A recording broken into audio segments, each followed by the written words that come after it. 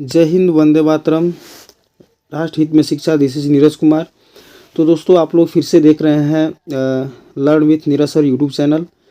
तो इस YouTube channel में इस वीडियो से पहले मैंने एक वीडियो डाला था जिसमें हम लोगों ने home science class 12 Bihar board examination 2023 के कुछ ऑब्जेक्टिव प्रश्नों के बारे में हम लोगों ने चर्चा किया था। तो उस वीडियो में जो है हम लोगों ने लगभग 130 प्रश्नों के बारे में, ये हमारा लास्ट क्वेश्चन था, 130वां नंबर प्रश्न, 130 प्रश्नों के बारे में चर्चा किया था। चूँकि वीडियो जो है लंबा हो रहा था, जिसके चलते मैंने उस वीडियो को रोक दिया। तो उसी वीडियो को आगे हम लोग कंटिन्यू करना चाहते हैं। तो आप लोग जो है फिर से बने रहे, चूँकि वो वीडियो हमारा अधूरा था। अब इस वीडियो में हम लोग जो है फिर से 120 या 130 प्रश्नों के बारे में चर्चा करेंगे और इस तरह से जो है हम लोग अपने इस होम साइंस क्लास 12 जो बोर्ड एग्जामिनेशन का जो तैयारी है, इसको हम लोग कंटिन्यू कर पाएंगे। तो इस वीडियो में हम लोग जो है 130 नंबर प्रश्न के बाद जो अगला प्रश्न है, जितने भी प्रश्न आएंगे उनके बारे में हम लोग विस्तृत रूप से चर्चा करेंगे।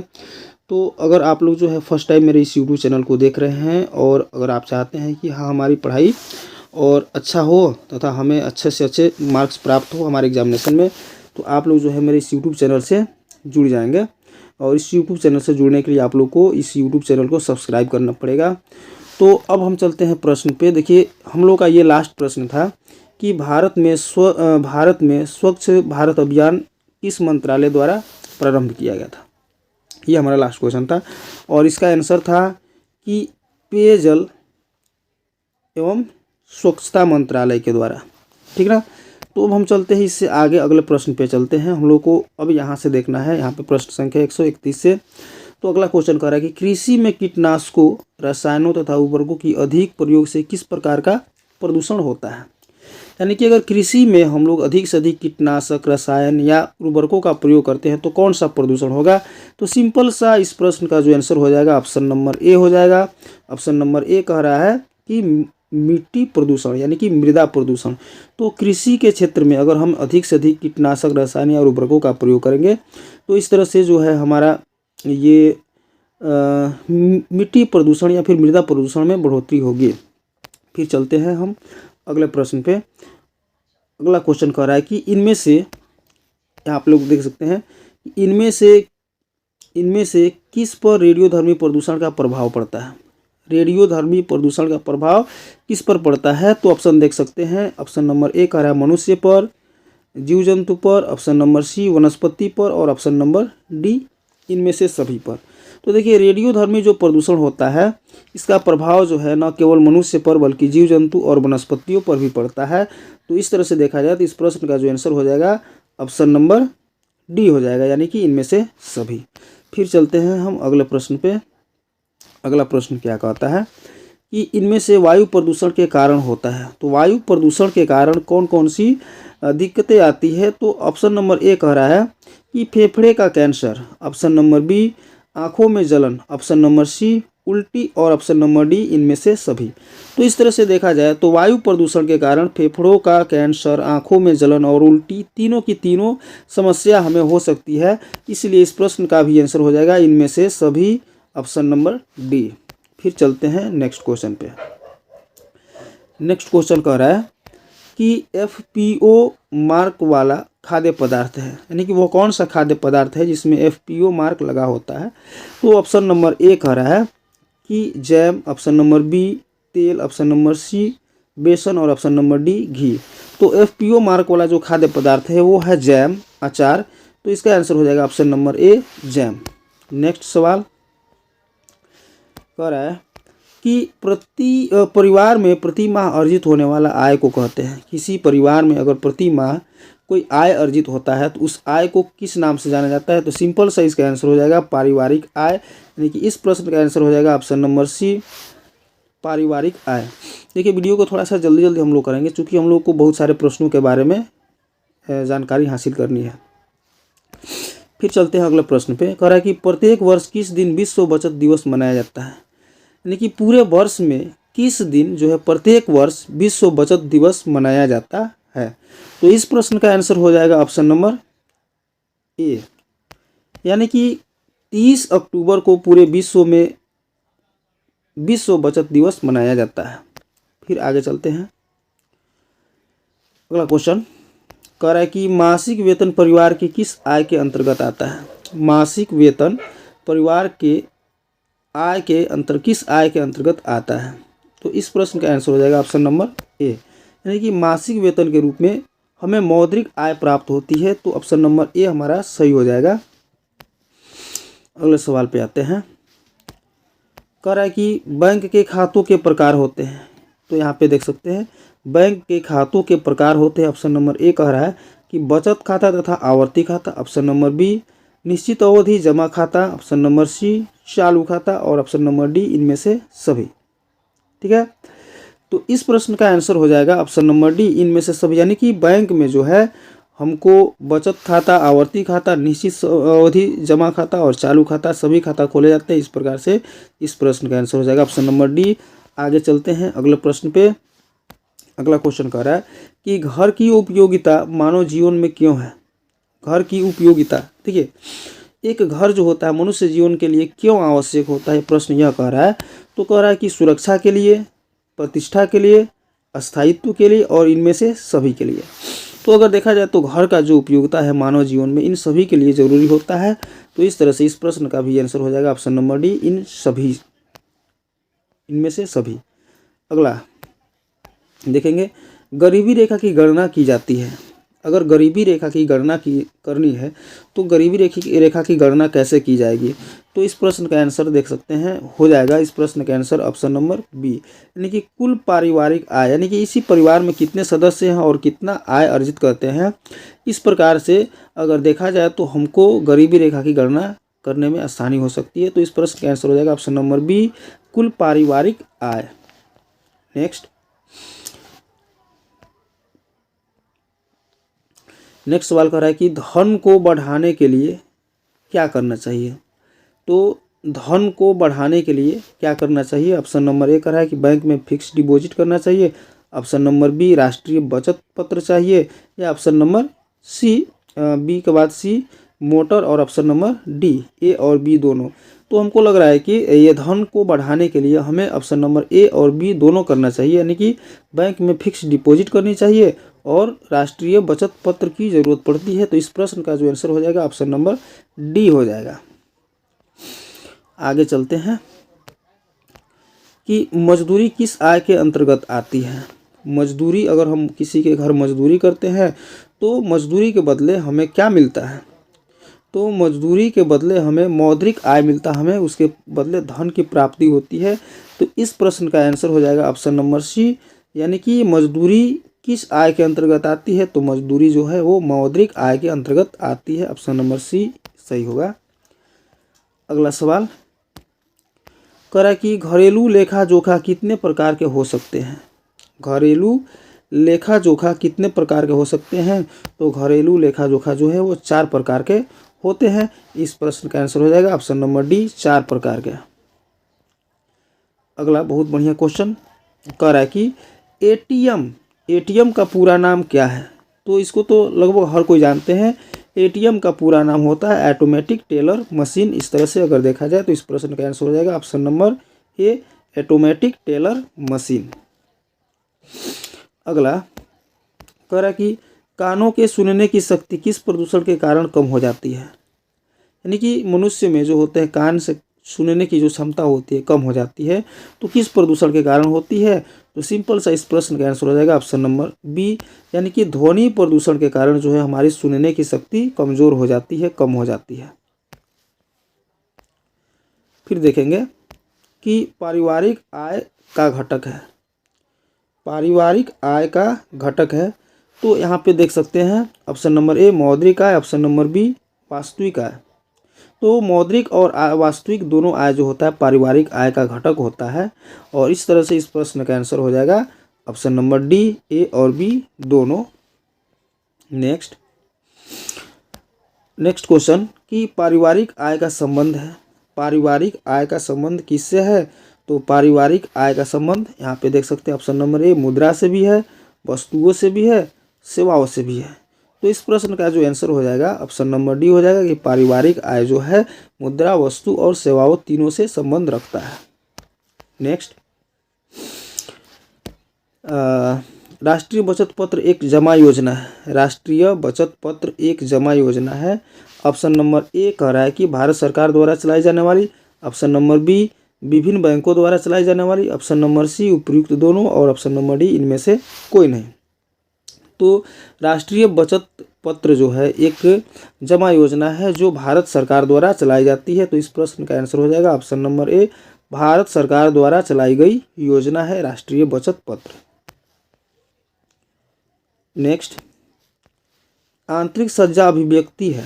आंतरिक सज्जा अभिव्यक्ति है।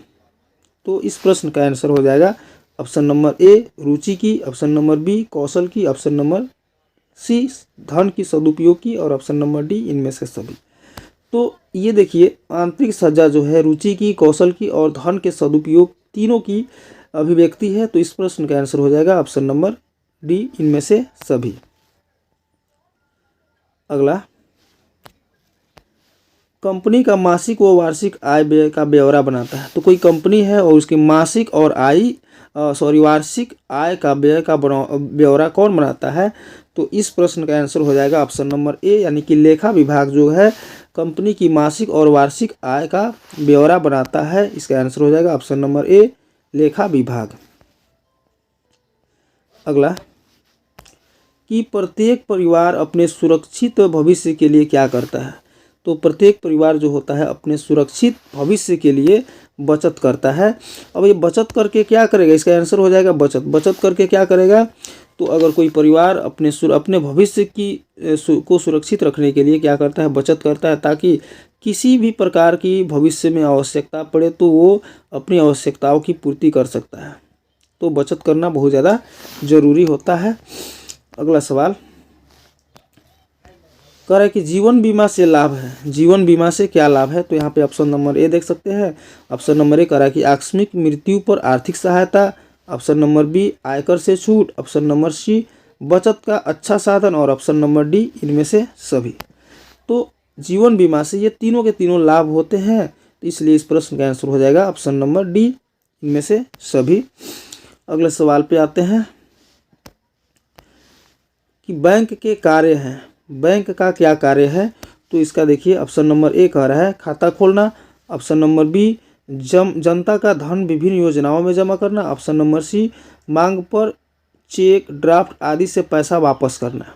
तो बैंक का कार्य ये तीनों के तीनों है। इस प्रश्न का आंसर भी हो जाएगा ये सभी, ऑप्शन नंबर डी। नेक्स्ट, भारतीय डाक एवं तार विभाग द्वारा संचालित डाकघर में भी कार्यरत जमा योजना द्वारा बचत पर ब्याज निर्धारित करती है। भारतीय डाक और तार विभाग द्वारा संचालित डाकघर में कार्यरत जमा योजना द्वारा बचत पर ब्याज निर्धारित करती है। कौन करती है? तो इस प्रश्न का आंसर हो जाएगा ऑप्शन नंबर ए, राज्य सरकार और केंद्र सरकार दोनों मिलकर के ये निर्धारित करती है। नेक्स्ट, केवीपी यानी कि किसान विकास पत्र कहाँ से खरीदा जा सकता है? किसान विकास पत्र कहाँ से खरीदा जा सकता है? तो किसान विकास पत्र अगर खरीदना है तो पोस्ट ऑफिस जाना होगा। तो इस प्रश्न का आंसर हो जाएगा option number B, post office से। अगला 156, निश्चित अवधि में जमा राशि दुगुनी हो जाती है। निश्चित अवधि में जमा राशि दुगुनी हो जाती है, तो किस तरह से? तो इस प्रश्न का आंसर हो जाएगा ऑप्शन नंबर बी, यानी कि किसान विकास पत्र से अगर हम निश्चित अवधि के लिए कोई राशि जमा करते हैं तो वो दुगुनी हो जाती है। अगला, बचत का धन रखना चाहिए। बचत का धन रखना चाहिए किस चीज़ में? तो बचत का धन रखना चाहिए ऑप्शन नंबर ए कह रहा है कि बॉक्स में। ऑप्शन नंबर बी जेवर बनाने में। ऑप्शन नंबर सी बैंकों में और ऑप्शन नंबर डी पॉकेट में। तो अगर जो हम पैसों की बचत करते हैं तो उसे कहाँ सुरक्षित रखना चाहिए? तो इस प्रश्न का आंसर हो जाएगा ऑप्शन नंबर सी, बैंकों में सुरक्षित रखना चाहिए, जिससे उसको बचत की गई राशि नुकसान नहीं हो सके। नेक्स्ट, उपभोक्ता का अर्थ है। तो सिंपल सा प्रश्न उपभोक्ता का अर्थ है। तो उपभोक्ता का अर्थ क्या होता है? उपभोग करने वाला। ऑप्शन नंबर ए, उपभोग करने वाले को उपभोक्ता कहा जाता है। इस प्रश्न का आंसर हो जाएगा ऑप्शन नंबर ए, उपभोग करने वाला। नेक्स्ट, उपभोक्ता शिक्षण के द्वारा उपभोक्ता शिक्षण के द्वारा उपभोक्ता, इसका आंसर देखते हैं। बोल रहा है कि जागरूक होता है, बी निश्चित होता है, सी क्रियाशील होता है और डी संतुष्ट होता है। तो उपभोक्ता शिक्षण के द्वारा उपभोक्ता जागरूक होता है, तो इस प्रश्न का आंसर हो जाएगा ऑप्शन नंबर ए, जागरूक होता है। उपभोक्ता शोषण के कारण है, उपभोक्ता शोषण के कारण है। तो उपभोक्ताओं को शोषण करना है किस तरह से होता है, तो ऑप्शन नंबर ए कह रहा है भ्रामक विज्ञापन द्वारा, ऑप्शन नंबर बी भ्रामक लेबल द्वारा, ऑप्शन नंबर सी झूठी और अधूरी जानकारी द्वारा, ऑप्शन नंबर डी इनमें से सभी। तो उपभोक्ताओं का शोषण जो होता है तीनों क्रियाओं के द्वारा होता है, तो इस तरह से इस प्रश्न का आंसर हो जाएगा ऑप्शन नंबर डी, इनमें से सभी। नेक्स्ट, एक निश्चित समय में कार्य करने के बाद मुद्रा के रूप में प्राप्त आय को कहते हैं। किसी जगह पर एक निश्चित समय तक कार्य करते हैं, तो कार्य करने के बाद मुद्रा के रूप में जो हमें प्राप्त होता है उसको हम लोग मौद्रिक आय कहते हैं। इस तरह से इस प्रश्न का आंसर हो जाएगा ऑप्शन नंबर ए। नेक्स्ट, ये एलपीजी पर कौन सा चिन्ह लगा होता है? एलपीजी जो होता है लिक्विफाइड पेट्रोलियम गैस, इस पर कौन सा चिन्ह लगा होता है? तो इस पर ISI मार्क लगा होता है। इस प्रश्न का आंसर हो जाएगा ऑप्शन नंबर ए।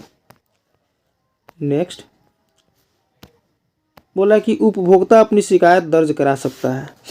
अगर कोई उपभोक्ता है और उसके अधिकारों का हनन हुआ है तो वो अपना शिकायत कहाँ दर्ज करा सकता है? तो इस प्रश्न का आंसर हो जाएगा option number C. Option number C क्या कह रहा है कि उपभोक्ता निवारण संगठन के पास जो है उपभोक्ता अपनी शिकायत को दर्ज करा सकता है।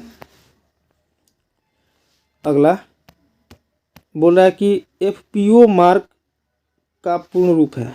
FPO का फुल फॉर्म क्या होता है? तो FPO का फुल फॉर्म जो होता है वो होता है फूड प्रोडक्शन ऑर्डर। FPO का फुल फॉर्म होता है food production order. Option number A सही आ जाएगा। नेक्स्ट, उपभोक्ता की अपनी सुरक्षा का प्रथम पहलू प्रमुख है। उपभोक्ता की अपनी सुरक्षा का प्रथम पहलू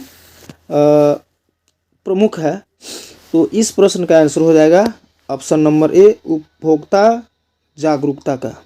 अगर उपभोक्ता जागरूक होगा, अपने अधिकारों के बारे में जानेगा, तो अपनी सुरक्षा स्वयं कर सकता है। नेक्स्ट, कि भारत सरकार के उपभोक्ता मामले के विभाग द्वारा कौन सा नारा जारी किया गया है?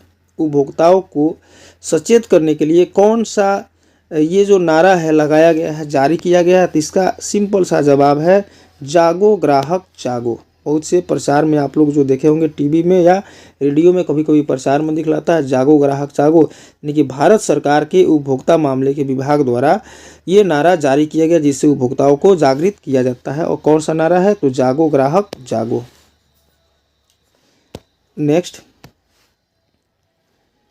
कि भारत सरकार ने उपभोक्ता संरक्षण अधिनियम कब पारित किया? तो सिंपल सा जवाब, भारत सरकार ने उपभोक्ता संरक्षण अधिनियम जो है वो 24 दिसंबर और 1986 ईस्वी को लागू किया था। इस आंसर हो जाएगा ऑप्शन नंबर सी। नेक्स्ट, बोल रहा है कि मासिक कार्य होता है। तो मासिक कार्य होता है, तो अगर मासिक कार्य है तो प्रति माह होना चाहिए। तो इस तरह से इस प्रश्न का आंसर हो जाएगा ऑप्शन नंबर सी, मासिक कार्य जो है प्रति माह होता है। ऑप्शन नंबर सी सही चला जाएगा। नेक्स्ट, बोला कि गृह खर्च रिकॉर्ड रखने से, अगर घर में जो हम खर्च करते हैं उस खर्च को रिकॉर्ड रखते हैं तो इससे क्या होता है? ठीक है, तो गृह खर्च रिकॉर्ड करने से क्या होता है? तो इसका आंसर हो जाएगा ऑप्शन नंबर सी। बोला कि गृह खर्च रिकॉर्ड रखने से अधिक व्यय पर अंकुश लगाया जा सकता है, यानी कि घरों पे ज़्यादा खर्च होने पर अंकुश लगाया जा सकता है, रोक लगाया जा सकता है। इसका आंसर हो जाएगा ऑप्शन नंबर सी। नेक्स्ट, कि उपभोक्ता का कर्तव्य है। उपभोक्ता यानी कि जो उपभोक्ता है उनका क्या कर्तव्य होता है? तो इस प्रश्न का आंसर हो जाएगा ऑप्शन नंबर ए, यानी कि उपभोक्ता का कर्तव्य है कि वह मानकीकरण चिन्ह वाली वस्तुएं ही खरीदे। नेक्स्ट, कि शिकायत कौन दर्ज करा सकता है? शिकायत कौन दर्ज करा सकता है? तो इस प्रश्न का आंसर हो जाएगा ऑप्शन नंबर डी, यानी कि एक उपभोक्ता शिकायत दर्ज करा सकता है, राज्य प्रशासन या केंद्र शासित प्रशासन जो है, तीनों के तीनों जो है शिकायत दर्ज करा सकते हैं। तो इस प्रश्न का आंसर हो जाएगा ऑप्शन नंबर डी, इनमें से सभी। नेक्स्ट, आंतरिक सजा नहीं की जाती है। आंतरिक सजा नहीं की जाती है कहाँ? तो आप लोग देख सकते हैं यहाँ पे घर घर में आंतरिक सजा होती है, दुकानों में भी आंतरिक सजा हो सकती है, कार्यालय में भी आंतरिक सजा हो सकती है, लेकिन जो सार्वजनिक सुविधा वाले स्थान होते हैं वहाँ पर आंतरिक सजा नहीं होती है। इस तरह से इस प्रश्न का आंसर हो जाएगा ऑप्शन नंबर डी, सार्वजनिक सुविधा वाले क्षेत्रों में जो है आंतरिक सजा नहीं की जाती है। नेक्स्ट, कि इनमें से बैंक में कौन सी जमा राशि पर ब्याज नहीं मिलता है? तो बैंक में जो है ये चालू खाता जो होता है, चालू खाता, इसको करेंट अकाउंट बोलते हैं। अगर चालू खाता में हम पैसे जमा करते हैं तो इस पर हमको ब्याज नहीं मिलती है। इस प्रश्न का आंसर हो जाएगा ऑप्शन नंबर सी। नेक्स्ट, कि नॉन बैंकिंग प्रणाली के अंतर्गत आता है। तो नॉन बैंकिंग प्रणाली के अंतर्गत आता है ये unit trust of India, option B भारतीय जीवन बीमा निगम, option C general insurance of India और ऑप्शन डी उपयुक्त सभी। यानी कि नॉन बैंकिंग प्रणाली का मतलब होता है जहाँ पे हम केवल पैसा जमा कर सकते हैं, जब मर्जी तब नहीं निकाल सकते हैं। तो ये तीनों के तीनों जो है नॉन बैंकिंग प्रणाली के अंतर्गत आते हैं। तो इस तरह से इस प्रश्न का आंसर हो जाएगा ऑप्शन नंबर डी। नेक्स्ट, बाजार का राजा कहलाता है। तो बाजार का राजा कौन कहलाता है? तो बाजार का राजा जो है उपभोक्ता कहलाता है, यानी कि जो बाजार में जाते हैं सामान को खरीदने के लिए उसको उपभोक्ता कहते हैं और उस उपभोक्ता को ही बाजार का राजा कहा जाता है। चूँकि उपभोक्ता के वो अपने इच्छा के अनुसार सामान की खरीदारी करता है, वो किसी के बहकावे में नहीं आता है, बल्कि जो उसकी ज़रूरत की सामान होती है वो वहीं को उसी को खरीदता है, इसलिए बाजार का राजा उपभोक्ता को कहते हैं। नेक्स्ट, कि प्रत्यक्ष आय के साधन है। प्रत्यक्ष आय के साधन जो है यहाँ पे देख सकते हैं, प्रत्यक्ष आय के साधन ऑप्शन नंबर ए कार्यस्थल से वेतन के अतिरिक्त प्राप्त सुविधाएं, ऑप्शन नंबर बी घर के बगीचों से फलों और सब्जियों की प्राप्ति।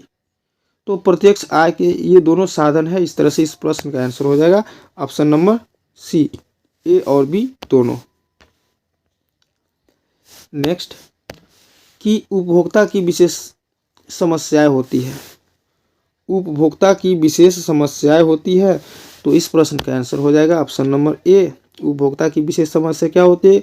तो कभी बोलते हैं कि वस्तुओं में मिलावट है, कभी बोलते हैं वस्तुओं पर अपूर्ण लेबल है, कभी बोलते हैं दोषयुक्त माप और तौल के साधन है। तो इस प्रश्न का आंसर हो जाएगा ऑप्शन नंबर डी, इनमें से सभी। नेक्स्ट, अगला क्वेश्चन कह रहा है कि आय तथा व्यय में संतुलन कैसे आ सकता है? यानी कि जितना कमाते हैं और उतना उसी के अनुसार खर्च करते हैं, इसको संतुलित करने के लिए हमें क्या करना चाहिए? तो इसके लिए हमें क्या करना चाहिए? तो इस प्रश्न का जो होगा आंसर हो जाएगा, इस प्रश्न का आंसर हो जाएगा ऑप्शन नंबर बी, यानी कि बजट के अनुरूप व्यय करके। अगर हम जितना हमारा इनकम है उसी के अनुरूप उसी के अनुसार हम खर्च करते हैं तो आय तथा व्यय में संतुलन को ला सकते हैं। तो इस प्रश्न का आंसर हो जाएगा ऑप्शन नंबर बी। नेक्स्ट, कि पारिवारिक लेखा जोखा उपयोगी होता है।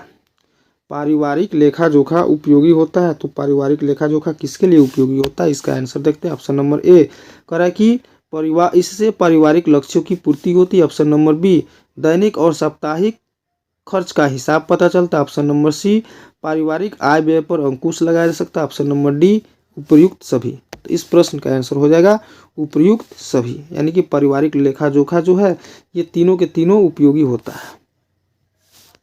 नेक्स्ट, कि आवश्यकताओं की पूर्ति के बाद शेष धन कहलाता है।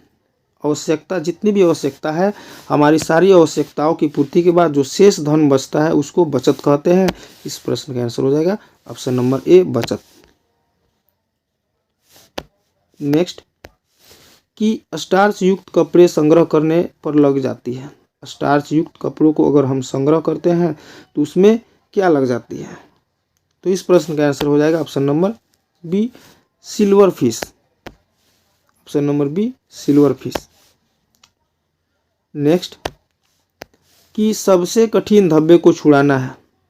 सबसे कठिन धब्बे को छुड़ाना है, यानी कि कौन सा धब्बा जो होता है जिसको छुड़ाने में सबसे ज़्यादा कठिनाइयों का सामना करना पड़ता है? तो इस प्रश्न का आंसर हो जाएगा ऑप्शन नंबर सी, यानी कि अज्ञात धब्बा। जिस धब्बा के बारे में हमको जानकारी नहीं है कि वो किस चीज़ का धब्बा है, तो उसको छुड़ाने में हमें कठिनाइयों का सामना करना पड़ता है। नेक्स्ट, बहुत बढ़िया क्वेश्चन, इनमें कौन बिहार का सुई शिल्प है? तो बिहार का जो सुई शिल्प है वो है सुजनी सुई शिल्प। Option number A. नेक्स्ट, कि कपड़ों के चयन में किन किन बातों पर ध्यान देना होता है? अगर हम बाजार में जाते हैं कपड़े खरीदने के लिए, तो कपड़े खरीदने से पहले हमें किन किन चीज़ों पर ध्यान देना होता है? तो इस प्रश्न का आंसर है कपड़े की किस्म, ऑप्शन बी कपड़े की सिलाई, ऑप्शन सी शैली एवं फैशन, और ऑप्शन डी इनमें से सभी। तो कपड़ों के चयन करने के लिए कपड़ों के किस्म, कपड़ों की सिलाई और शैली तथा फैशन तीनों बातों को ध्यान रखना होता है, इसलिए इस प्रश्न का आंसर हो जाएगा ऑप्शन नंबर डी, इनमें से सभी। नेक्स्ट, बोला कि इनमें से प्राणीज रेशे हैं, यानी कि जो प्राणी से प्राप्त होता है प्राणीज रेशा कहलाता है। तो सिंपल सा ऊन जो भेड़ के बाल से प्राप्त होते हैं, यह एक प्राणीज रेशा है। इस तरह से इस प्रश्न का आंसर हो जाएगा ऑप्शन नंबर ए, ऊनी।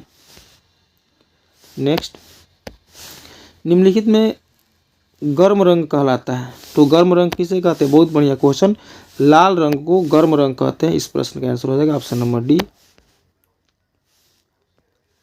नेक्स्ट, मजबूत रस्सियाँ बनाने के लिए कौन सा रेशा काम आता है? तो मजबूत रस्सियाँ बनाने के लिए जो है नायलॉन का प्रयोग किया जाता है, और इस नायलॉन को जो है नकली रेशम भी कहा जाता है। यह रेशम की तरह मजबूत होता है। ऑप्शन नंबर डी सही है। नेक्स्ट, कि वस्त्र हमारे शरीर की सुरक्षा करता है। वस्त्र हमारे शरीर की सुरक्षा करता है, तो सर्दी से, गर्मी से, वर्षा से, उपर्युक्त सभी। तो वस्त्र जो है हमारे शरीर की सुरक्षा गर्मी, वर्षा और सर्दी तीनों से करता है, इसलिए इस प्रश्न का आंसर हो जाएगा ऑप्शन नंबर डी, उपर्युक्त सभी। नेक्स्ट, कि वस्त्र विज्ञान का अध्ययन किस प्रकार अधिक धनोपार्जन करती है? वस्त्र विज्ञान का अध्ययन करके हम किस तरह से ज़्यादा धन कमा सकते हैं? तो इस प्रश्न का आंसर हो जाएगा ऑप्शन नंबर ए, डिजाइनर बनकर, यानी कि कपड़ों की डिजाइन करके। ऑप्शन नंबर बी, रंगाई करके। ऑप्शन नंबर सी, बुनाई और छपाई करके। ऑप्शन नंबर डी, इनमें से सभी। यानी कि तीनों के तीनों कार्य करके जो है वस्त्र विज्ञान के क्षेत्र में हम ज़्यादा से ज़्यादा धन अर्जित कर सकते हैं। इस प्रश्न का आंसर हो जाएगा ऑप्शन नंबर डी। नेक्स्ट, बोला कि कीड़ों को वस्त्रों से दूर रखने के लिए निम्न में से किसका प्रयोग करना चाहिए? तो कीड़ों को वस्त्रों से दूर रखने के लिए हमें क्या करना चाहिए? तो नीम की सूखी पत्तियों का प्रयोग करना चाहिए, नैपथलीन की गोलियों का प्रयोग करना चाहिए, समाचार पत्र की स्याहियों का प्रयोग करना चाहिए, और इनमें से सभी। तो इस प्रश्न का जो है आंसर हो जाएगा ऑप्शन नंबर डी, इनमें से सभी। यानी कि कीड़ों को वस्त्रों से दूर करने के लिए सूखी नीम की पत्तियों, नैपथलीन की गोली या समाचार पत्र की स्याही अर्थात इन सभी का प्रयोग करना चाहिए। नेक्स्ट, कि प्राथमिक रंग कितने होते हैं? प्राथमिक रंगों की संख्या कितनी होती है? तो प्राथमिक रंगों की संख्या होती है 3। इस प्रश्न का आंसर हो जाएगा ऑप्शन नंबर ए। नेक्स्ट, वस्त्रों का चयन एवं खरीदारी में निम्न किन बिंदु पर हमें निर्भर रहना चाहिए? तो जब हम वस्त्रों की खरीदारी करने के लिए जाते हैं, चुनने के लिए जाते हैं, तो हमें किन चीज़ों पर ध्यान देना चाहिए? तो कह रहा है कि पहला प्रयोजन, मूल्य, ऋतु, उपयुक्त सभी। तो इस प्रश्न का आंसर हो जाएगा ऑप्शन नंबर डी, उपयुक्त सभी। हमें तीनों चीज़ों पर ध्यान देना चाहिए। नेक्स्ट, कि दाग धब्बे छुड़ाने का सिद्धांत है। दाग धब्बे छुड़ाने का सिद्धांत है क्या? तो दाग धब्बे छुड़ाने का जो सिद्धांत है वो है कपड़ों की जांच। सबसे पहले हमें जांच करना है कि वो कपड़ा किस प्रकार का है और इस पर किस प्रकार की दाग धब्बे लगे हुए हैं। इसके अनुसार हम लोग उसको छुड़ाने में हमारी मदद मिल सकती है। इसका आंसर हो जाएगा ऑप्शन नंबर ए, कपड़ों की जांच। नेक्स्ट, बोला है कि सूखी धुलाई इस्तेमाल किए जाते हैं। सूखी धुलाई किस प्रकार के वस्त्रों में इस्तेमाल किए जाते हैं? तो इस प्रश्न का आंसर हो जाएगा ऑप्शन नंबर बी, यानी कि रेशमी कपड़ों के, रेशमी वस्त्र के लिए जो है सूखी धुलाई इस्तेमाल किए जाते हैं, ताकि रेशमी वस्त्र जो होता है काफ़ी कीमती होता है और वो खराब ना हो सके। नेक्स्ट, कि घोलक विधि का प्रयोग किन धब्बों को छुड़ाने के लिए करते हैं? घोलक विधि का प्रयोग किन धब्बों को छुड़ाने के लिए करते हैं? तो इस प्रश्न का आंसर हो जाएगा ऑप्शन नंबर सी, घुलनशील। घुलनशील धब्बों को छुड़ाने के लिए घोलक विधि का प्रयोग किया जाता है। इसका आंसर हो जाएगा ऑप्शन नंबर सी। नेक्स्ट, बोला कि धुलाई मशीन से बचत होती है। तो धुलाई मशीन से श्रम और समय दोनों की बचत होती है। अर्थ और श्रम समय की बचत होती है, इनमें से कोई नहीं। तो धुलाई मशीन से कपड़े धोने से हमारा समय और श्रम दोनों की बचत होती है। ऑप्शन नंबर ए सही हो जाएगा। अगला सवाल कह रहा है कि सुंदर चटकीले रंगों के वस्त्रों का प्रयोग होता है। सुंदर चटकीले रंग के वस्त्रों का प्रयोग कहाँ होता है? तो इसका आंसर हो जाएगा ऑप्शन नंबर ए, यानी कि शादी विवाह के समारोह में जो है लोग सुंदर और चटकीले वस्त्रों के प्रयोग करते हैं। नेक्स्ट, कि वस्त्रों को धोने से क्या क्या प्रक्रियाएं पूरी करनी पड़ती है? धोने में, वस्त्रों को धोने में क्या क्या प्रक्रियाएं पूरी करनी पड़ती है? तो इस प्रश्न का आंसर हो जाएगा धोना, सुखाना, इस्त्री करना, इनमें से सभी। यानी कि वस्त्रों को धोने में इन सभी प्रक्रियाओं का प्रयोग करना पड़ता है। इसका आंसर हो जाएगा ऑप्शन नंबर डी। नेक्स्ट, कि रेयॉन के तंतुओं में अधिकांश भाग होता है। तो रेयॉन के तंतु जो होते हैं उसमें अधिकांश भाग जो होता है सेलुलोज का होता है। इस प्रश्न का आंसर हो जाएगा ऑप्शन नंबर बी। नेक्स्ट, कि लापरवाही के कारण वस्त्रों का खराब होना परिचायक है। लापरवाही के कारण वस्त्रों का खराब होना किस चीज़ का परिचायक है? इस प्रश्न का आंसर हो जाएगा ऑप्शन नंबर ए, गृहिणी की अज्ञानता। देखिए गृहिणी जो है वो अज्ञान है, तो वस्त्रों की खराबी होना कोई बड़ी बात नहीं है। नेक्स्ट, कि गृह विज्ञान का प्रमुख उद्देश्य है। गृह विज्ञान का प्रमुख उद्देश्य क्या है? तो गृह विज्ञान का प्रमुख उद्देश्य है ऑप्शन नंबर ए, कि पारिवारिक जीवन को अति उत्तम और सुविधापूर्ण बनाना है। नेक्स्ट, गृह विज्ञान महत्वपूर्ण है। गृह विज्ञान महत्वपूर्ण है, तो गृह विज्ञान किस चीज़ के लिए महत्वपूर्ण है? तो गृह प्रबंधन के लिए। इस प्रश्न का आंसर हो जाएगा ऑप्शन नंबर ए। नेक्स्ट, कि आगरा में गृह विज्ञान के द्वारा स्वरोजगार का अवसर कौन सा है? आगरा में गृह विज्ञान के द्वारा स्वरोजगार का अवसर कौन सा है? तो इस प्रश्न का आंसर हो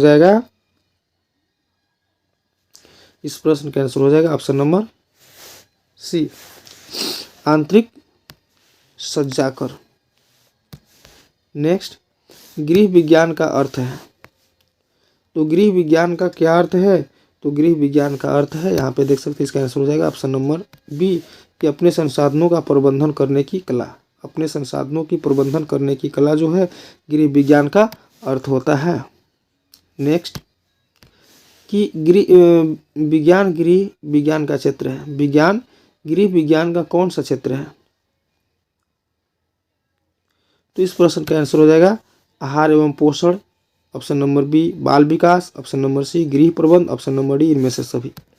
तो तीनों के तीनों जो होता है जरूरी होता है, इसलिए ऑप्शन नंबर डी सही हो जाएगा। नेक्स्ट, कि अनौपचारिक शिक्षा का माध्यम है। अनौपचारिक शिक्षा का माध्यम कहाँ है? तो इस प्रश्न का जो आंसर हो जाएगा ऑप्शन नंबर डी, अनौपचारिक शिक्षा का माध्यम कौन है? तो नालंदा खुला विद्यालय, जिसको बोलते हैं Nalanda open university. Next, BSc गृह विज्ञान में प्रवेश लेने की योग्यता क्या है? अगर हमको होम साइंस से बीएससी करना है तो हमको प्रवेश लेने के लिए न्यूनतम योग्यता क्या होनी चाहिए? तो इस प्रश्न का आंसर हो जाएगा ऑप्शन नंबर ए, 12वीं पास। ऑप्शन नंबर ए सही जाएगा। नेक्स्ट, बोला कि कौन सा हार्मोन केवल महिलाओं में स्रावित होता है? वह कौन सा हार्मोन है जो केवल और केवल महिलाओं में स्रावित होता है? तो इस प्रश्न का आंसर हो जाएगा ऑप्शन नंबर ए, प्रोलैक्टिन। ये प्रोलैक्टिन एक ऐसा हार्मोन है जो पुरुषों में नहीं बल्कि केवल महिलाओं में स्रावित होता है। नेक्स्ट, बहुत बढ़िया क्वेश्चन, दहेज निरोध अधिनियम कब पारित किया गया था? यानी कि दहेज प्रथा विरोधी आंदोलन अधिनियम कब पारित किया गया था? इस प्रश्न का आंसर हो जाएगा ऑप्शन नंबर सी, 1955 ईस्वी में। नेक्स्ट, कि किस पुरुष ने सर्वप्रथम गृह विज्ञान में पीएचडी की उपाधि प्राप्त की थी? होम साइंस के क्षेत्र में कौन से वह पुरुष थे जो सबसे पहले पीएचडी की उपाधि प्राप्त किए थे, डॉक्टरेट की उपाधि प्राप्त किए थे? तो इस प्रश्न का आंसर हो जाएगा option number A, doctor K. N.. Chandrashekhar. Option number A सही चला जाएगा। नेक्स्ट, बहुत बढ़िया क्वेश्चन, कि लड़कियों की शादी की उम्र कम से कम कितना होना चाहिए जो सरकारी कानून के अनुकूल हो? तो लड़कियों की शादी की उम्र जो है कम से कम होता है 18 वर्ष। इस प्रश्न का आंसर हो जाएगा ऑप्शन नंबर बी, 18 वर्ष। नेक्स्ट, बोला कि बिहार में तकनीकी या व्यावसायिक आधारित गृह विज्ञान की शिक्षा कहाँ प्रदान की जाती है? व्यावसायिक आधारित गृह विज्ञान की शिक्षा कहाँ प्रदान की जाती है? तो इस प्रश्न का आंसर हो जाएगा ऑप्शन नंबर ए, कहाँ? तो राजेंद्र कृषि विश्वविद्यालय पूसा समस्तीपुर में। नेक्स्ट, बोला कि प्रथम अखिल भारतीय महिला अधिवेशन कब तथा कहाँ हुआ था? तो प्रथम अखिल भारतीय महिला अधिवेशन जो है वो सन 1927 के पूना में हुआ था। ऑप्शन नंबर बी, सन 1927 पूना में। नेक्स्ट, बोला कि केंद्रीय समाज कल्याण बोर्ड की स्थापना हुई थी। केंद्रीय समाज कल्याण बोर्ड की स्थापना हुई थी। तो इस प्रश्न का आंसर हो जाएगा ऑप्शन नंबर बी, सन 1953 में। ऑप्शन नंबर बी सही चला जाएगा। अगला सवाल, कि महिला शिक्षा निधि की स्थापना कब और कहाँ हुई थी? तो महिला शिक्षा निधि की स्थापना जो है सन 1928 को दिल्ली में हुई थी। इसका आंसर हो जाएगा ऑप्शन नंबर ए, सन 1928 दिल्ली में। Next question,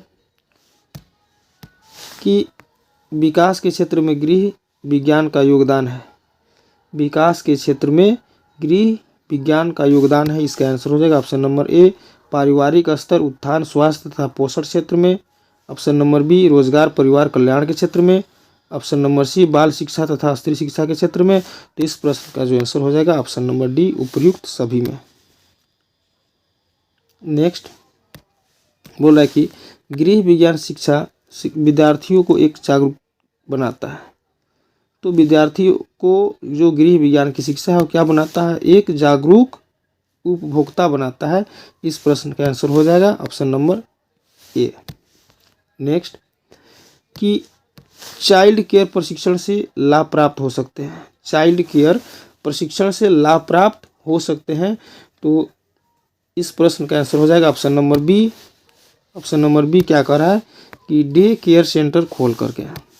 next, second last question इस वीडियो का, बोला कि गृह विज्ञान किस तरह का विज्ञान है? तो गृह विज्ञान किस तरह का विज्ञान है? इस प्रश्न का आंसर हो जाएगा ऑप्शन नंबर बी, गृह विज्ञान जो है एक व्यवहारिक विज्ञान है। ऑप्शन नंबर बी सही चला जाएगा। और आज की इस वीडियो का यह लास्ट क्वेश्चन बोला कि वस्त्र पर लगे अम्ल के प्रभाव को दूर करने के लिए क्या किया जाता है, क्या लगाया जाता है? तो वस्त्र में अगर अम्ल लग जाए तो अम्ल को दूर करने के लिए सिंपल सी बात है, हमें क्षार का प्रयोग करना चाहिए। ऑप्शन नंबर ए सही हो जाएगा, क्योंकि क्षार जो होता है अम्ल के गुण को नष्ट कर देता है और इस तरह से जो है वस्त्र पर लगे अम्ल के प्रभाव को दूर करने के लिए क्षार का प्रयोग करना चाहिए। तो इस तरह से हम लोगों ने आज पुनः इस वीडियो में फिर से लगभग 120 प्लस प्रश्नों के बारे में चर्चा की है। तो इस तरह से और भी बहुत सारे प्रश्न आप लोगों के लिए लेकर मैं आऊँगा, बहुत सारा वीडियो लेकर के आऊँगा। आप लोग जो है मेरे इस यूट्यूब चैनल को सब्सक्राइब करेंगे तथा वीडियो को लाइक और शेयर ज़रूर करेंगे। बस इतना ही, बहुत बहुत धन्यवाद।